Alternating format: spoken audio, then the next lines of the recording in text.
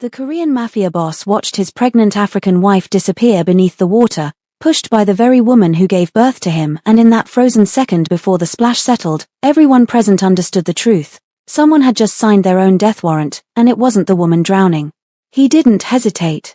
The moment his pregnant African wife hit the water, he jumped in after her. Sung Woo-shik was 20 feet away, mid-conversation with Elder Minute about territorial disputes, when he saw it happen. His mother's hand on Juliet's shoulder.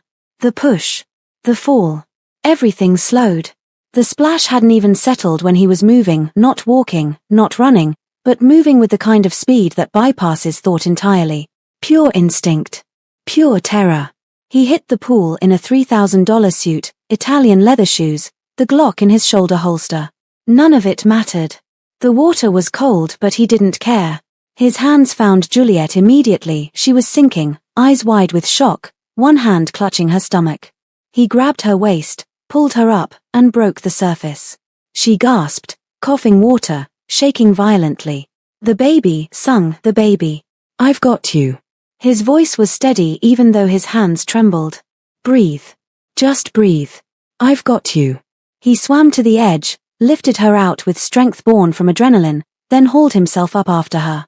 Water streamed from both of them, pooling on the expensive stone patio. The gathered crowd, 50 people, every major player in Seoul's underworld, all the allied families, all the elders stood frozen. Silent. Witnessing. Sung knelt beside Juliet, his hands checking her face, her arms, settling finally on her swollen belly. 6 months pregnant. 6 months of life that his mother had just tried to drown. "Can you breathe? Are you hurt?" Juliet nodded, still coughing, her hands covering his on her stomach. "I'm okay. We're okay." Only then did Sung look up. His mother stood 5 feet away, frozen in the exact spot where she'd pushed. Her face cycled through emotions, shock, defiance, then the slow, dawning realization that she just made a catastrophic mistake. The entire garden held its breath. Sung stood slowly. Water dripped from his hair, his clothes, his hands that still trembled not from cold, but from the effort of controlling the violence building inside him. When he spoke, his voice was quiet. Lethally quiet. "You pushed my pregnant wife into a pool." His mother's mouth opened. No sound came out. My mother, pushed my pregnant wife into a pool." He said it again, as if testing the reality of it. As if giving her a chance to deny it. She didn't. Instead, she found her voice. "It was an accident, she provoked me, you don't understand what she." "Get out." His mother blinked. "What?" "Get out." Each word was a bullet. "Leave this garden. Leave Seoul, because if I see you again, I won't be responsible for what happens." The crowd's collective inhale was audible. "I'm your mother." Sung took one step toward her. Just one. But something in his face made her step back. "A mother protects her children," he said. "A grandmother protects her grandchildren. You just tried to kill mine. You're not my mother. You're an attempted murderer I happen to share blood with." "Sung, please," her voice broke. "I didn't mean." It was a moment of anger. "You had 6 months to control your anger. 6 months to accept my wife. 6 months to decide if you wanted to be part of our family." His hand gestured to Juliet behind him, still sitting on the stone, still shaking. "You just made your choice. Now live with it." He turned to Elder Minute, who stood frozen with the others. "Call a doctor. Now." Then he turned to the rest of the gathered crowd, every lieutenant, every allied family head, every person who'd come to witness this display of family unity. "This gathering is over.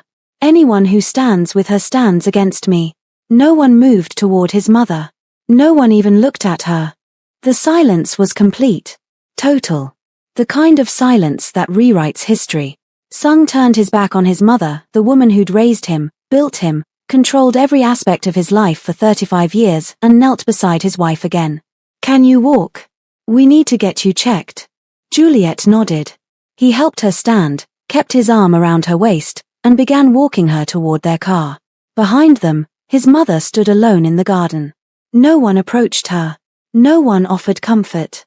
She'd pushed the wrong woman. And everyone there knew, Sung Woo-shik had just chosen his wife over his mother, his future over his past, love over obligation. The Korean Mafia had just watched their king burn down his own bloodline. For an African woman carrying his child. The whispers would start within the hour. The power plays would begin by tomorrow. Rivals would see opportunity in this fracture. But in that moment, walking Juliet to the car, Sung felt something he hadn't felt in years. Absolute certainty. As they reached the car, Juliet looked up at him. Your suit is ruined. I don't care. Your mother is no longer my mother. Sung. He stopped, turned her to face him. You and this child are my family now. She tried to kill you. That ends everything. Do you understand? Juliet's eyes filled with tears. Everyone saw. Everyone knows now. Good. He opened the car door for her. Let them know. Let them all know exactly where I stand. The driver pulled away, leaving the garden, the gathering, and his mother behind. In the rearview mirror, Sung saw her alone on the patio, surrounded by people who wouldn't look at her, drowning in consequences while completely dry. He didn't look back again. 2 years earlier. The International Pharmaceutical Summit in Seoul was exactly as boring as Sung Woo-shik expected it to be. He stood in the back of the auditorium, arms crossed, watching a German executive drone on about supply chain optimization. Around him, pharmaceutical executives from 40 countries pretended to pay attention while mentally calculating profit margins and market share. Sung wasn't here to learn about pharmaceuticals. He was here because his organization controlled distribution networks across East Asia, and knowing who was trying to enter his territory was good business. He was about to leave when a woman in the third row raised her hand. Your model assumes stable governance and predictable infrastructure, she said, her accent carrying the particular precision of British-educated Nigerian English. In Abuja, we've learned that assumptions are where Western businesses go to die. The German executive blinked. I'm sorry. She stood. Your entire presentation is built on Western infrastructure models. Roads that work. Customs that are predictable. Officials who stay bribed. In my city, the supply chain isn't a line, it's a living organism that adapts every single day, or it dies. Your model would collapse in a week. Well, I'm not criticizing. I'm just saying you should present this as supply chain optimization for stable markets instead of emerging markets. Because what works in Berlin doesn't work in Abuja. Not even close. She sat down. The executive stammered through the rest of his presentation. Sung was now very interested. It took him 20 minutes to discover her name, Juliet Miller, 32, representing her father's pharmaceutical distribution empire in Abuja. It took another 2 hours to engineer a meeting that didn't look like stalking. He found her at the networking reception, examining the catering with obvious disappointment. The food is terrible, he said in English, approaching from her left so she could see him coming. She didn't look at him. The food is adequate. My expectations are just unreasonable. Juliet Miller. He still didn't extend his hand, something told him she'd appreciate the lack of forced formality. Your presentation breakdown was impressive. She finally turned, evaluating him with the kind of directness that most people in his world had learned to avoid. Sung Woo-shik. Your organization increased distribution efficiency by 40% last year. Either you found better routes or you eliminated competition. I'm guessing both. He smiled. Genuinely smiled, which surprised him. You research people who impress you. I research people who might be useful or dangerous. She picked up her wine glass. You're both. I'd like to discuss a potential partnership. No. She set the glass down.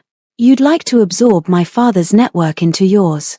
The answer is no, but I appreciate the directness. She started to walk away. Dinner, he said.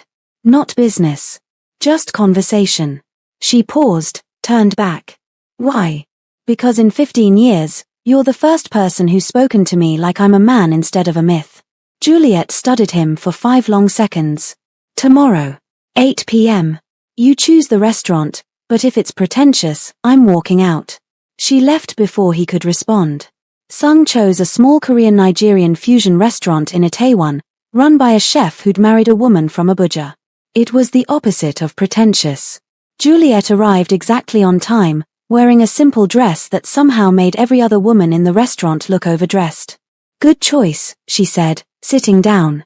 I was prepared to leave. I noticed you don't bluff. Neither do you. So let's not waste time. She leaned forward. What do you want? Honestly? Sung considered lying, decided against it. I don't know. I came to this summit to scout competition. Then you demolished that presentation, and I realized I've spent 15 years surrounded by people who are either afraid of me or trying to use me. You're neither. You want friendship.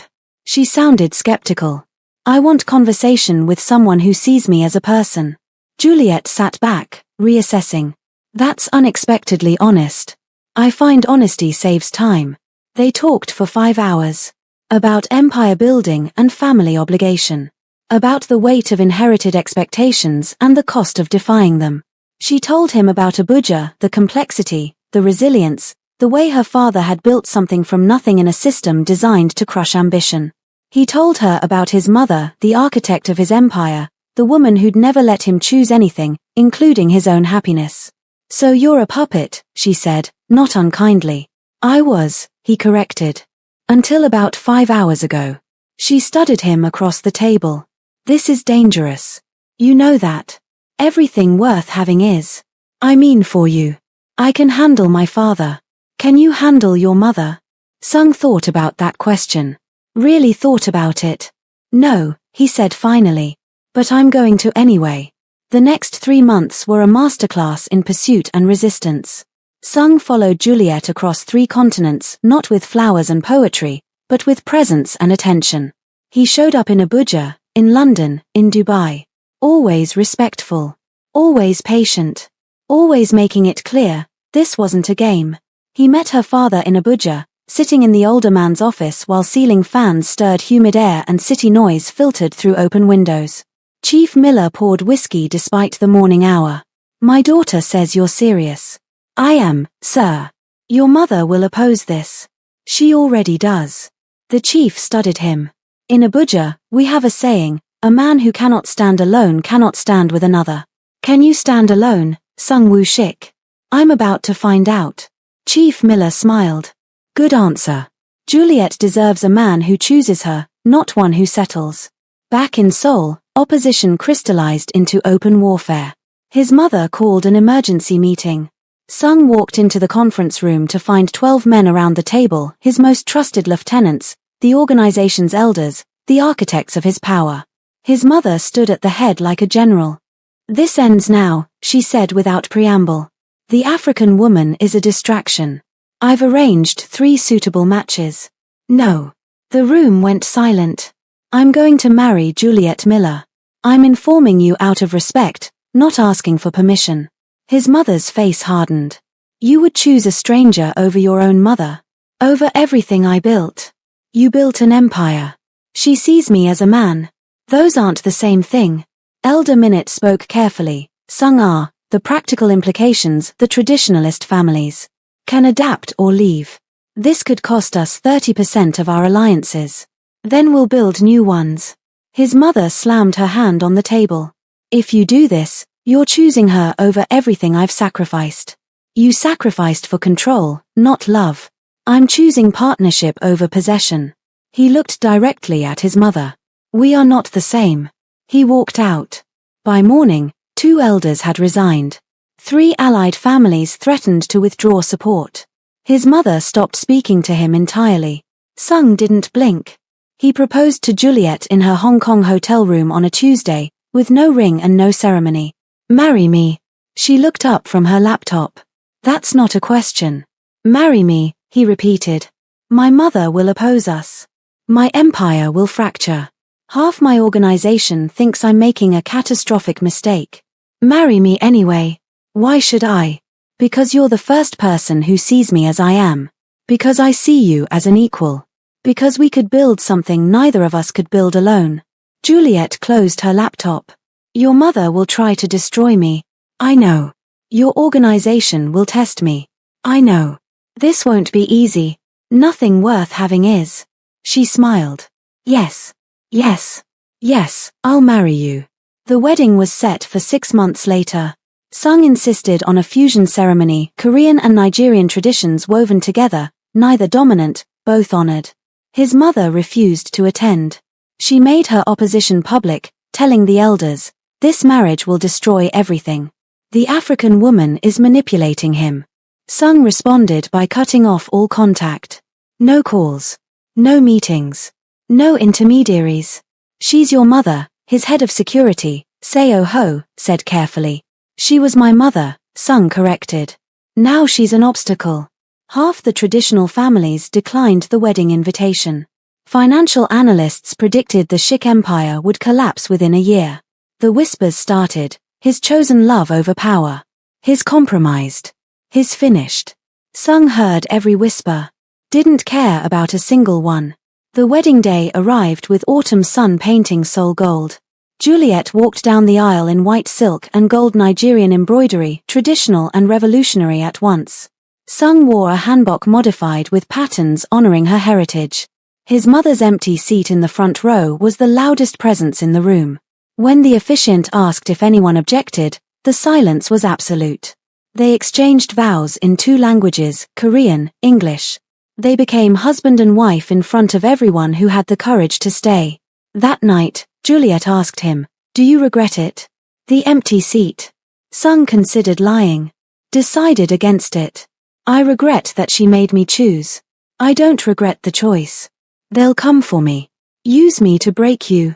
Let them try." He pulled her close. "They'll learn what I already know." "What's that?"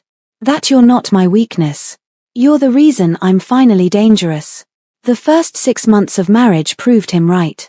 Juliet integrated into the organization not as decoration but as strategist. She reorganized international logistics, spotted inefficiencies, increased profit margins by 25% in 3 months. His men began reporting to her out of respect, not obligation. But his mother's opposition didn't fade. It calcified into something harder. She spread rumors: the African woman is manipulating him. She's made him soft. He's not the man he was.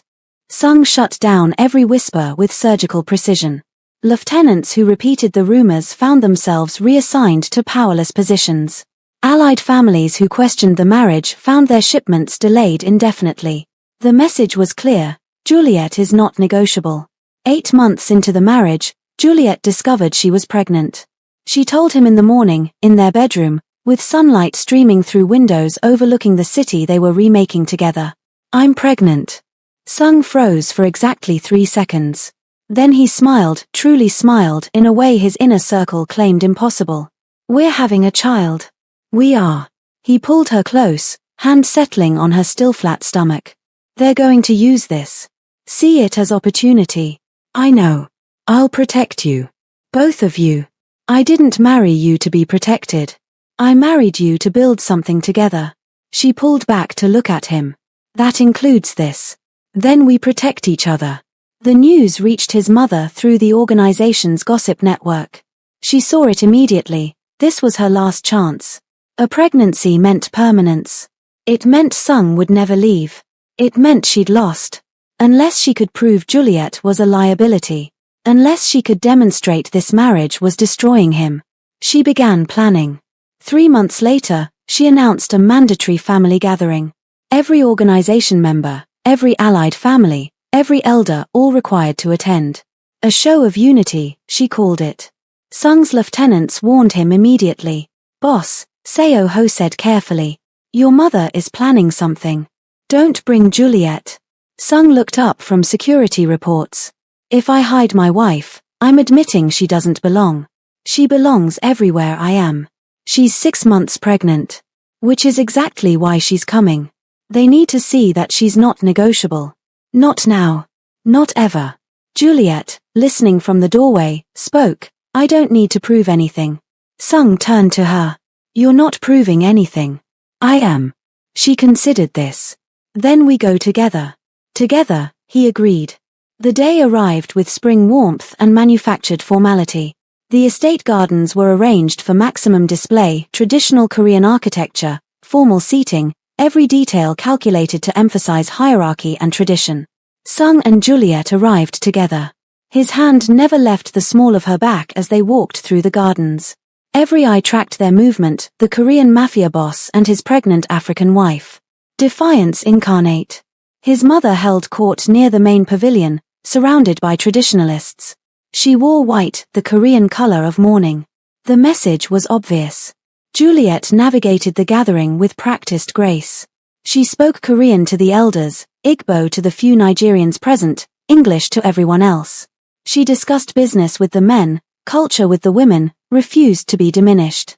Sung watched her work the room and felt something fierce settle in his chest. His mother watched too. Saw her power slipping with every person Juliet charmed. An hour into the gathering, Elder Park pulled Sung aside to discuss territorial disputes.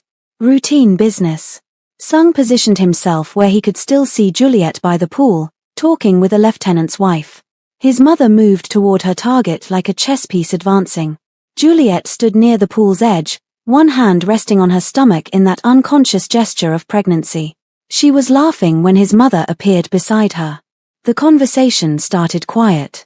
Sung couldn't hear the words, but he could read the body language. His mother, aggressive. Juliet, firm but not retreating. Then his mother's voice rose just enough to carry, "You think you've won." Juliet's response was equally clear, "I don't think." "I know." Sung started moving. Too slow. The push was instinctive rage overriding calculation. Juliet fell backward. Hit the water. And Sung Woo-shik stopped being a mafia boss and became simply a man whose wife was drowning. He jumped. The water closed over his head. And when he surfaced with Juliet in his arms, the man who climbed out of that pool was different from the one who jumped in. Because he just made a choice that couldn't be unmade. And everyone there, every lieutenant, every elder, every allied family, every rival watched him make it. The Korean mafia boss chose his wife. Over his mother. Over tradition. Over everything. And the underworld would never forget. The doctor arrived within 15 minutes. Sung had carried Juliet to a nearby hospital, away from the stunned crowd, away from his mother who still stood frozen by the pool, away from the whispers already beginning to spread like wildfire.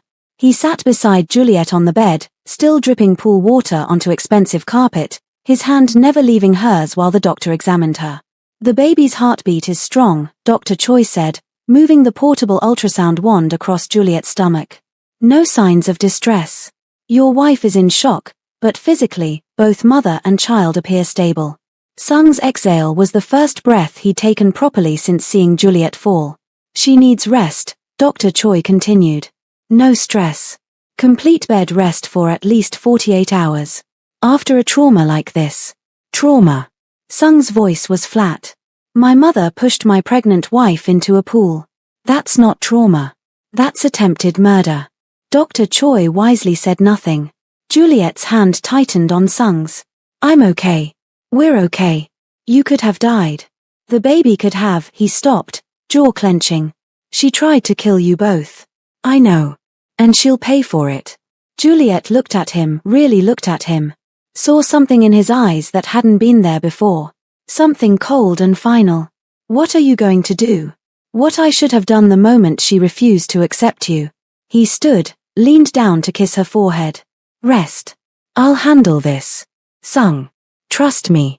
She did. That was the problem. She trusted him completely, and she knew exactly what he was capable of when someone threatened his family. He walked out of the room, water still dripping from his ruined suit. Seo Ho was waiting in the hallway with 3 other senior lieutenants. "Boss," Seo Ho said carefully. "The guests are asking. Send them home. The gathering is over. Your mother is demanding to speak with you." "No. She's saying it was an accident." Sung turned to face him. "Did it look like an accident to you?" Seo Ho held his gaze for a moment, then shook his head. "No, sir." "Then we're done discussing it." Sung started walking toward his office. "Get me Elder Minute, Elder Kim, and Elder Cho. We're having a meeting. Now." The 3 elders arrived within the hour, summoned from the dispersing gathering. They entered Sung's office to find him changed into a dry suit, seated behind his desk with the kind of calm that preceded violence. "Sit," Sung said. "They Saturday." Elder Minute spoke first. "Sung, what happened today?" "What happened today," Sung interrupted, "is that my mother attempted to murder my wife and unborn child in front of 50 witnesses. What happens next is she faces consequences." Elder Kim shifted uncomfortably. Your mother claims it was an accident. That Juliet provoked her, and in a moment of anger. Stop. Sung's voice was a blade. I don't care what she claims. I saw what happened. So did everyone else in that garden. She pushed a pregnant woman into a pool. Deliberately. That's not anger. That's intent to harm. Elder Cho, the oldest and most traditional of the three, spoke carefully. She is still your mother. The bond between mother and son ended the moment her hands touched my wife. Sung stood, placed both palms flat on his desk. I'm calling an emergency council. Tomorrow. Every elder, every senior lieutenant. I want a formal vote on her status in this organization. A vote on what, exactly? Elder Park asked, though his tone suggested he already knew. Exile. Complete and permanent. Removal from all positions of power, confiscation of all assets purchased with organization funds, revocation of the Shoc family name in any official capacity. The room went silent. That's essentially erasing her, Elder Kim said slowly. Yes. Sung, this is extreme. Is it? Sung's voice rose for the first time. She tried to kill my wife. She tried to kill my child. In what world is exile extreme? She's your mother. A mother protects her children. The words came out like gunshots. A grandmother protects her grandchildren. She did the opposite.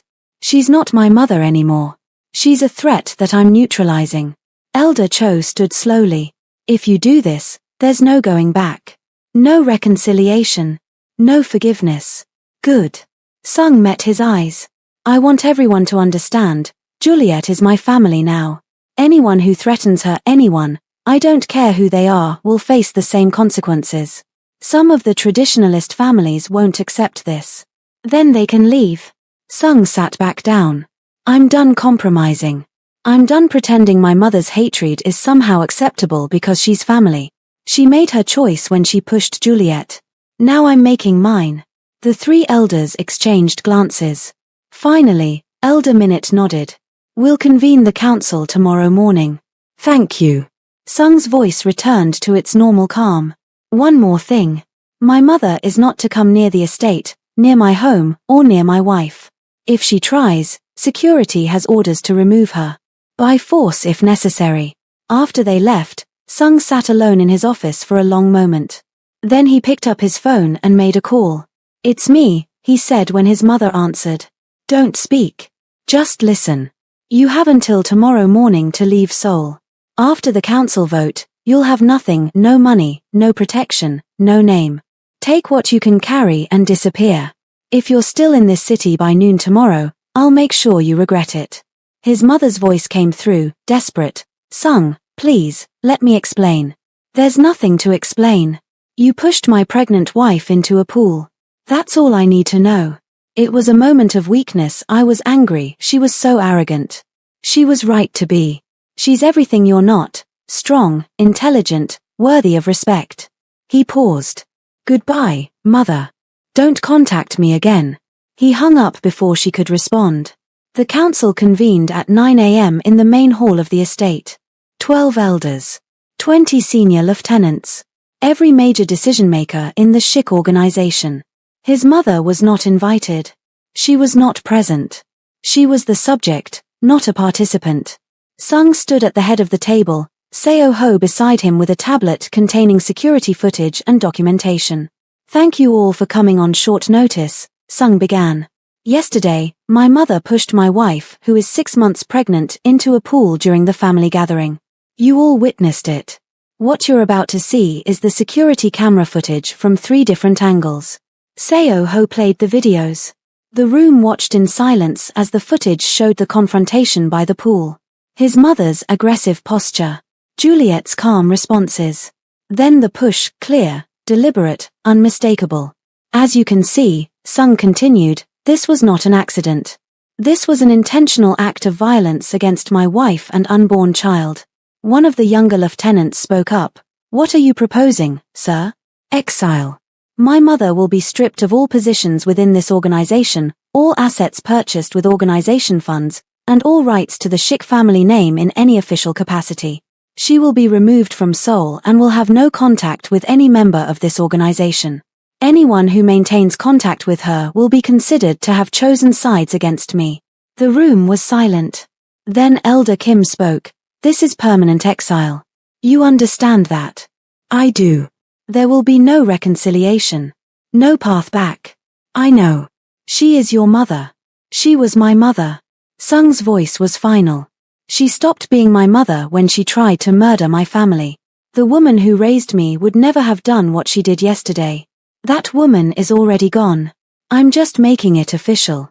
Elder Cho stood. I must speak against this. The bond between mother and son is sacred in our culture. Our culture also says family protects family, Sung interrupted. She violated that principle. She faces the consequences. Another elder, Lee, spoke. Some families will see this as weakness. They'll interpret your attachment to your wife as a vulnerability. Let them. Sung's smile was cold. Let them test me. Let them think my wife is my weakness. They'll learn the same lesson my mother learned yesterday. She's not my weakness. She's my line in the sand. This could destabilize our alliances. Then we'll build new alliances with families who understand loyalty. Who understand that family means protection, not possession. Elder Minute stood.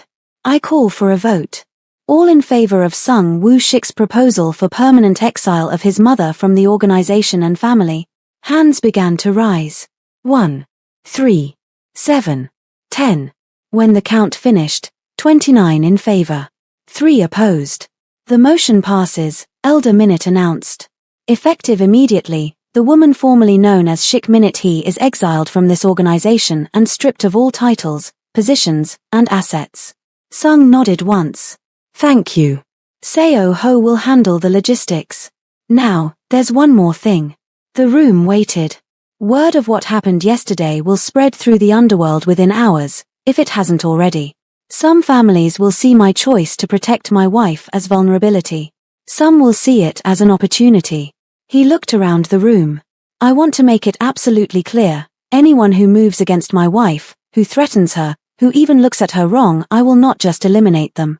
I will erase them. Their families. Their businesses. Their legacy. Do I make myself clear? Crystal clear, boss, Seo Ho said. Good. Because yesterday, I jumped into a pool for her. Tomorrow, I'll burn down cities. Make sure everyone understands the difference. The exile was executed with brutal efficiency. By that afternoon, his mother had been removed from the family estate. Her bank accounts, funded by organization money over decades, were frozen and transferred to a trust she couldn't access. The properties registered in her name were reclaimed. Her security detail was reassigned. She was given a small apartment in a forgettable neighborhood and enough money for exactly 1 year of basic expenses. After that, she was on her own. Sung received a final message from her that evening. You'll regret this. One day, you'll understand I was protecting you. He deleted it without responding. Within 48 hours, word spread through Seoul's underworld like a virus. Sung Woo Shik exiled his own mother for pushing his pregnant wife. He jumped into a pool in a $3,000 suit to save her. He chose the African woman over his own blood. The reactions were immediate and varied.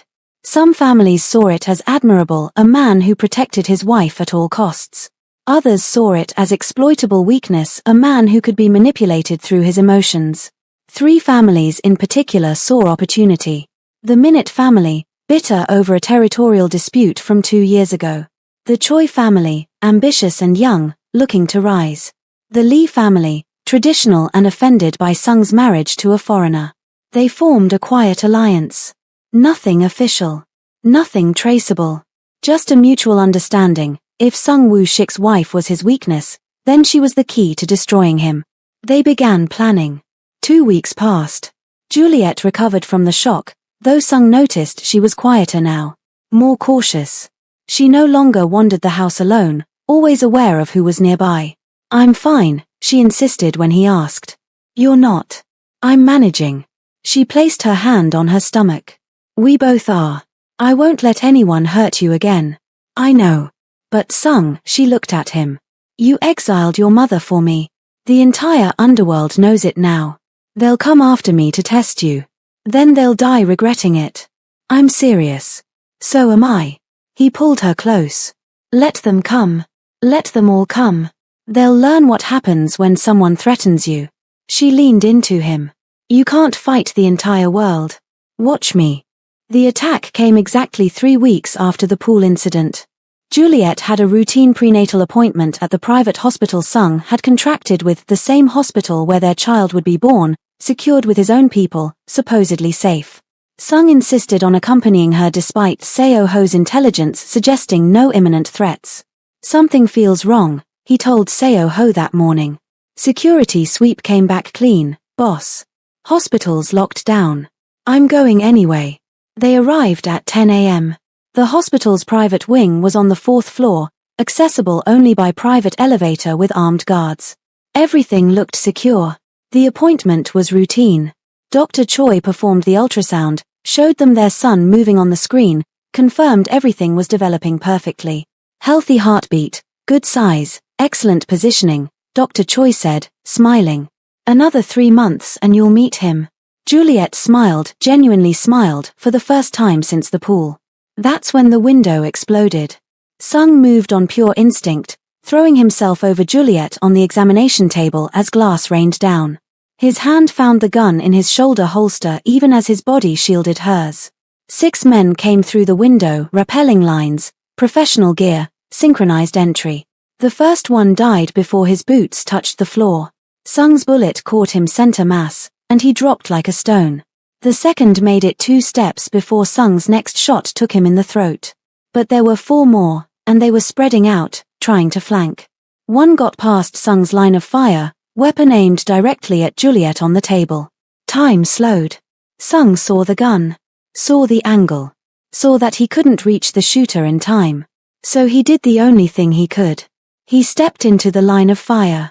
The bullet hit him in the left shoulder, punching through muscle and out the back. Pain exploded white-hot, but he didn't fall.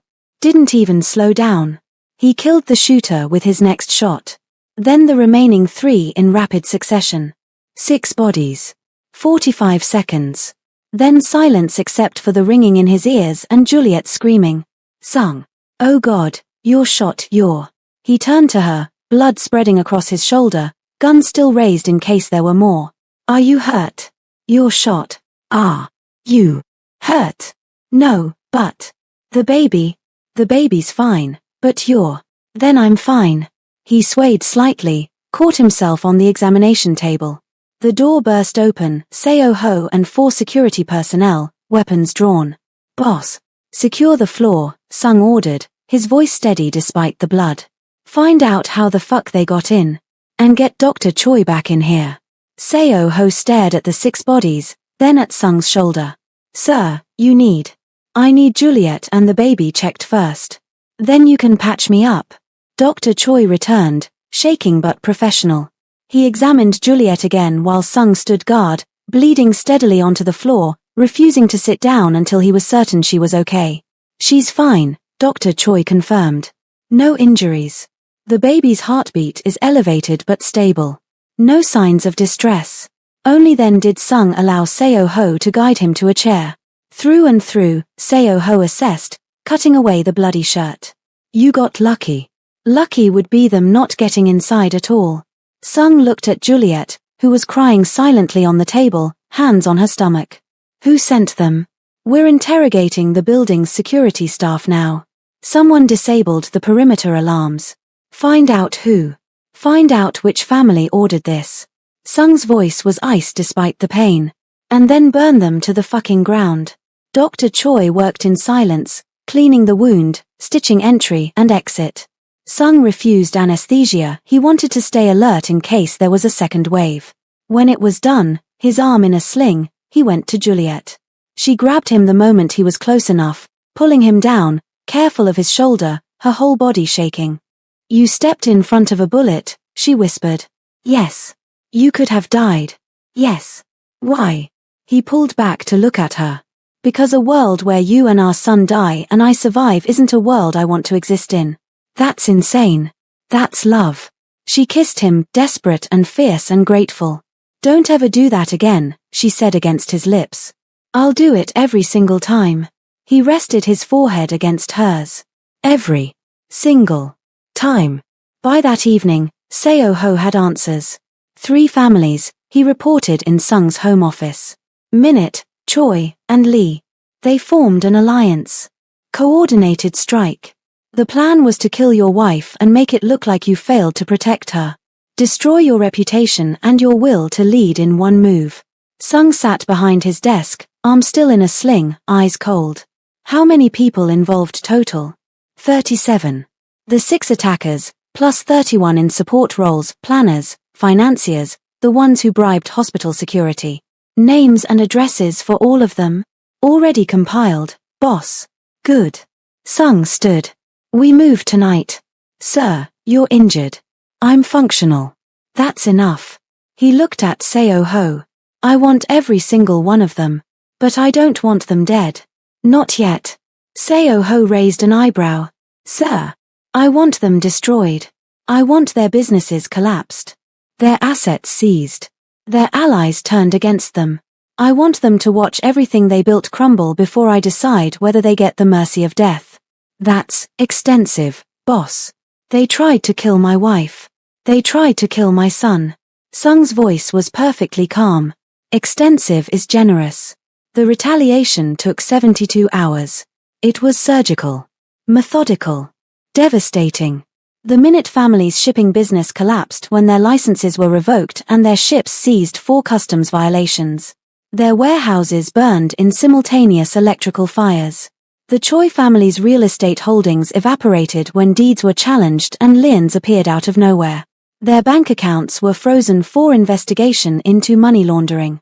The Lee family's restaurant chain was shut down by health inspectors who found violations in every single location on the same day. Sung didn't kill them. He did something worse. He made them irrelevant. By the end of the week, all 3 family heads came crawling to Sung's estate, begging for mercy. He met with them in his office. All 3 together. Forced to share their humiliation. Please, Minute begged. We made a mistake. We'll leave Seoul. We'll disappear. You tried to kill my wife. It was a moment of madness, we thought. You thought I was weak because I love her. Sung stood. You were wrong. You didn't attack my weakness. You attacked my reason for being dangerous. He walked to the window, looked out at the city. I'm letting you live. But you're done. Your families are done. Your businesses are done. You'll spend the rest of your lives watching other people control what you built. That's your punishment. Not death. Irrelevance. Sung Sai, please. Get out. If I see any of you in Seoul again, I'll reconsider my mercy. They left broken men. That night, Sung called a gathering every major player in Seoul's underworld. Every family head, every lieutenant, every person with power. He stood before them in the same hall where the council had voted to exile his mother. 3 weeks ago, my mother pushed my pregnant wife into a pool. You all know this. I exiled her for it. Last week, 3 families decided to test whether my wife was my weakness. They sent 6 men to kill her in a hospital. Those 6 men are dead. Those 3 families are destroyed. He let that sink in. I want to be absolutely clear about something. My wife is not my weakness. She is my line in the sand. Anyone who crosses it doesn't die quickly. They die slowly, watching everything they care about disappear first. I jumped into a pool for her. I took a bullet for her. And I will burn this entire city to the ground for her if necessary. So test me if you want. But understand, touching her doesn't make you my enemy. It makes you history. The room was silent. Then someone in the back began to applaud. Others joined. Within seconds, the entire hall was applauding not because they agreed, but because they understood. Sung Woo Shik wasn't compromised by love. He was made lethal by it. And no one would ever make the mistake of testing him again.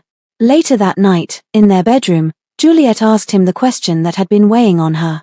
Was it worth it? Everything you've lost. Sung looked at her, really looked at her. 6 months pregnant with his son. Beautiful and strong and everything he never knew he needed. I didn't lose anything, he said. I traded a cage for a kingdom. Your mother chose to be my enemy. I don't mourn enemies. 3 families destroyed. chose to threaten you. They faced consequences. She touched his bandaged shoulder. You took a bullet for me. I'd take 1,000. That's not sustainable. He smiled. Then people should stop shooting. She kissed him softly. I love you. I know. That's why I'll never let anyone hurt you. Outside, Seoul glittered in the darkness, a city that had just learned what happened when you threatened Sung Woo-shik's family. His mother was exiled. 3 families were destroyed. 6 men were dead. And everyone now understood, Juliet wasn't his weakness. She was his consequence. Touch her, and you didn't fight Sung Woo-shik. You became a cautionary tale. 3 months later, Juliet went into labor at 2 in the morning.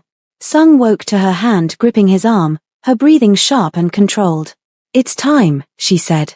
He was out of bed instantly, already calling for the car, the security team, the medical staff. Everything moved with the precision of a military operation because it was. After the hospital attack, Sung had taken no chances. The entire 4th floor of Seoul's most secure private hospital had been converted into a fortress. 24-hour armed guards. Vetted medical staff who'd been background checked 3 times. Security cameras on every angle. Metal detectors. Biometric locks. Nothing would get through. Nothing would touch her. The convoy arrived at the hospital at 2:45 a.m.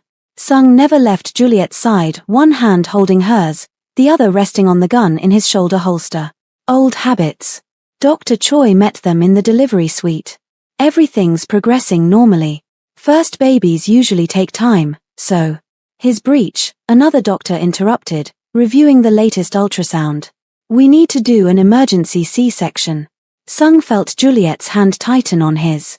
Is she in danger? He asked. The baby is in distress. We need to move now. Then move. Sung looked at Juliet. You're going to be fine. Both of you. Promise me. I promise. They rushed her into surgery.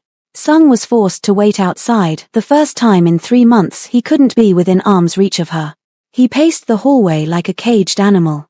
Seo-ho stood nearby, wisely silent. 15 minutes felt like 15 hours. 30 minutes felt like a lifetime. At 43 minutes, a nurse emerged. Mr. Shik. He was moving before she finished his name. Your wife is asking for you. Sung entered the recovery room to find Juliet exhausted, pale, but smiling. And in her arms, wrapped in a blue blanket, was the smallest human being he'd ever seen. It's a boy, she said softly. We have a son. Sung approached slowly, like he was walking on sacred ground. This tiny creature, barely 6 pounds, eyes closed, face scrunched, represented everything he'd fought for. Everything he'd burned bridges and destroyed families and exiled his own mother to protect. Can I? Juliet smiled. He's yours too. Sung took his son with hands that had killed 6 men 3 months ago, hands that had pulled triggers and signed death warrants, and they trembled. The baby was impossibly light. Impossibly fragile. He's perfect, Sung whispered. What do we name him? Sung looked down at his son, this perfect blend of him and Juliet, of Korea and Nigeria, of everything they defied to create. Adam, she said, looking up at her husband with love. Both our worlds, Juliet said. Both our worlds, Sung agreed. He sat beside her bed, holding their son, and for the first time in 35 years, Sung Woo-shik felt something that had eluded him his entire life. Peace. The peace lasted exactly 18 hours.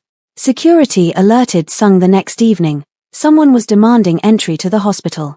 His mother. Sung handed Adam to Juliet. I'll handle this. Sung. Stay here. I'll be back. He found his mother at the hospital's main entrance, blocked by 4 armed guards.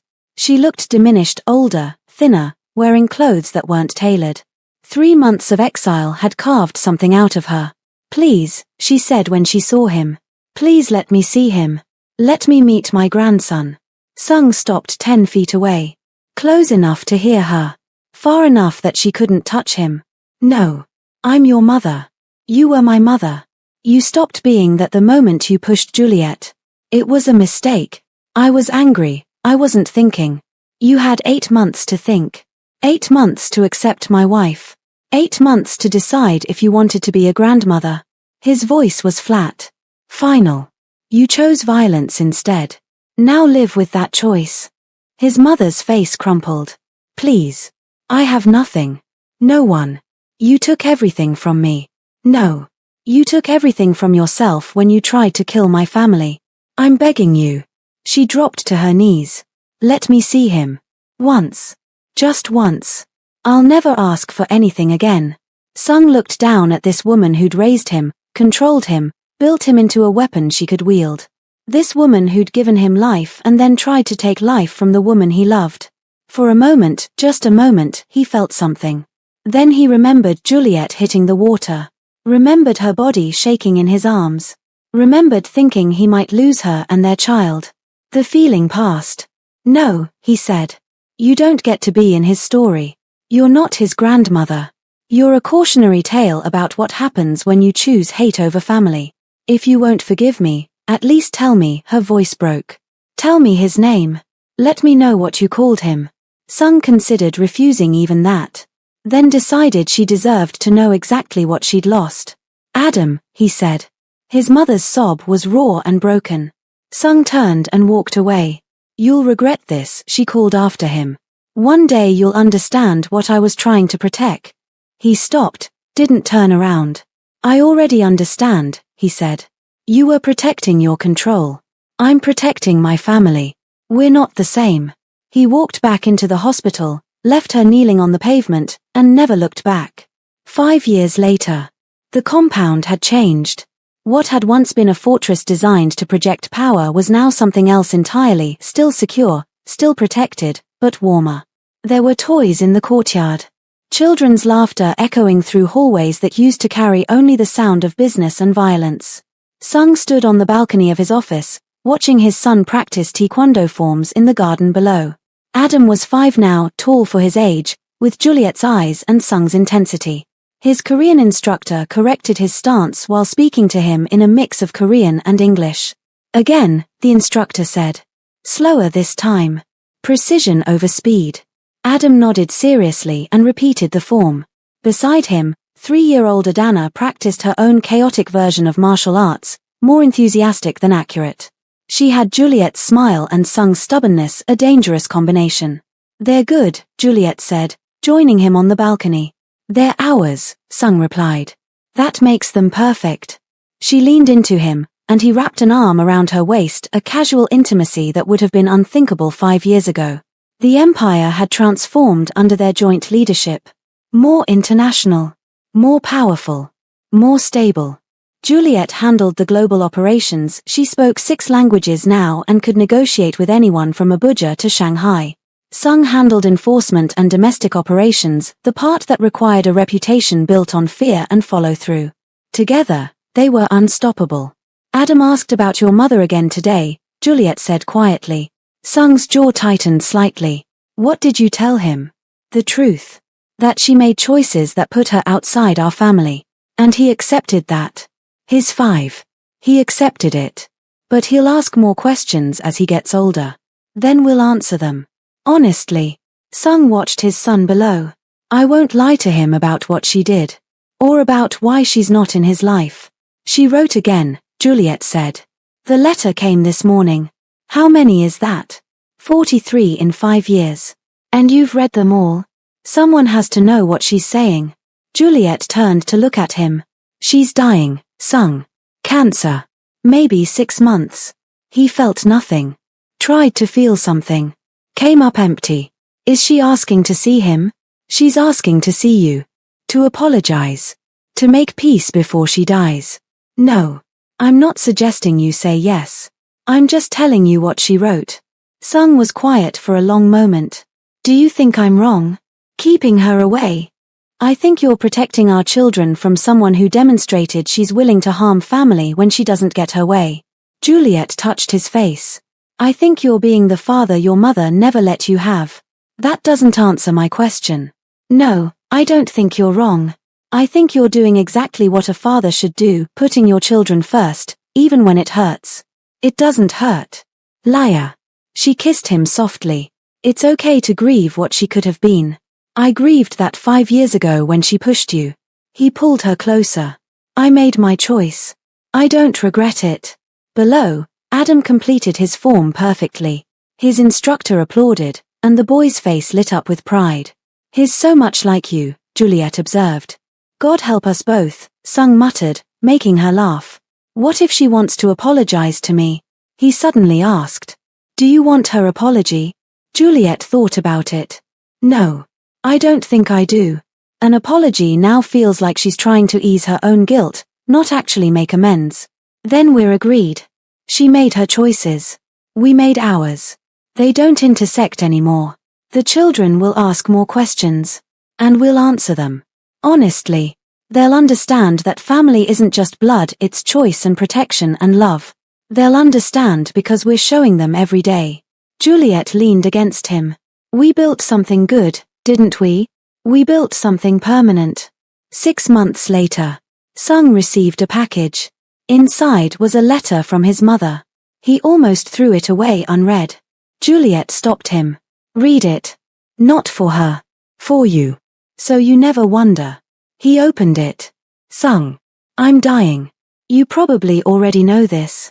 Elder Park has been kind enough to keep me informed about your life, even though you've made it clear you want nothing to do with me.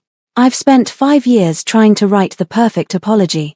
Trying to find words that would make you understand, make you forgive, make you let me back in. I finally realized, there are no such words. What I did was unforgivable. I pushed your pregnant wife into a pool because I was angry that she'd taken you from me. Except she didn't take you. I pushed you away by trying to control you. I spent 35 years building you into the perfect son, the perfect leader, the perfect weapon. And then you met a woman who saw you as a man instead of a machine, and I couldn't stand it. I was wrong. Juliet didn't weaken you. She completed you. Your children didn't divide your loyalty. They multiplied it. I see that now. Too late, but I see it. I'm not asking for forgiveness. I don't deserve it. I'm not asking to meet my grandchildren. I lost that right when I tried to harm them. I'm just asking that you tell them the truth about me. Not to excuse what I did, but so they understand, family is a choice. And I chose wrong. You chose right. I'm sorry I never told you I was proud of you. I'm sorry I tried to own you instead of loving you. I'm sorry I lost you by trying to keep you. Be happy, my son. Love your wife. Raise your children. Build your empire. And forget I ever existed. Your mother." Sung read it twice. Felt nothing. Then felt everything. Then felt nothing again. "What does it say?" Juliet asked. She apologized. Said she was wrong. Said I chose right. He folded the letter. "It doesn't change anything." "No, it doesn't. But at least she understood. At the end. What she lost. Does that matter to you?" Sung thought about it. Really thought about it. "It doesn't matter. Because understanding doesn't undo harm. It just means she died knowing she destroyed herself." 3 months later. Sung stood on his balcony, watching the city lights spread out below. 8 years since he'd jumped into a pool. 8 years since he'd exiled his mother. 8 years since he'd chosen love over obligation and built something permanent from that choice. Behind him, through the window, he could see his family. Adam, now 8, reading in Korean and Igbo with equal fluency.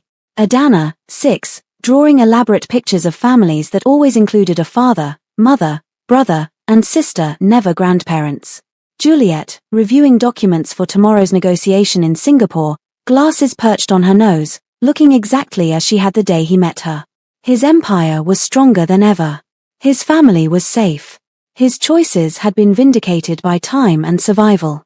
Somewhere in Seoul, there was probably a small headstone with his mother's name. He'd never visited it. Never would. She'd made her choice 8 years ago when she pushed Juliet. He'd made his choice when he jumped in after her. Everything since then has been a consequence. Juliet joined him on the balcony, sliding under his arm naturally. "What are you thinking about?" she asked. How different everything could have been. Regrets? None. Just observation. If I'd listened to everyone who warned me about you, you'd be miserable and alone with an empire you hated. Exactly. He pulled her closer. Instead, I'm moderately content with an empire I tolerate and a family I destroy the world for. Moderately content. She elbowed him. I'm moderately content. Fine. You're adequate. Adequate. He laughed, genuinely laughed, and kissed her. You're everything. You know that. Say it again. You're everything. One more time. You're everything that matters. She smiled, leaned into him, and they stood together watching the city that had learned 8 years ago. Sung-woo Shik wasn't weak because he loved. He was unstoppable because of it.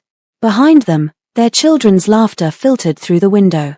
In front of them, a city full of people who'd learned that touching his family meant becoming history. And between them, a love built not on flowers and poetry, but on bullets and choices and the unwavering certainty that some things were worth burning the world for. His mother had been right about one thing. Juliet had destroyed him. She'd destroyed the man his mother made him to be. And from those ashes, he'd become something she never imagined.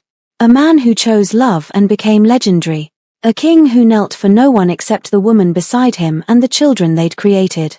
A legend built not on fear alone, but on the absolute certainty that family, chosen family, was the only empire that mattered. Come inside, Juliet said. Adana wants you to read her bedtime story. Which one? The one about the brave princess who saves herself. She's obsessed with that one. I wonder why, Juliet said dryly, looking at him with amusement. Sung smiled, let her pull him back inside, back to the chaos and noise and messy perfection of the family they'd built against all warnings. His mother had said choosing Juliet would end his bloodline. She'd been right. It ended the bloodline of cowards and puppets and men who let others choose their destiny. Thanks for watching. Don't forget to like, share and subscribe for more thrilling stories.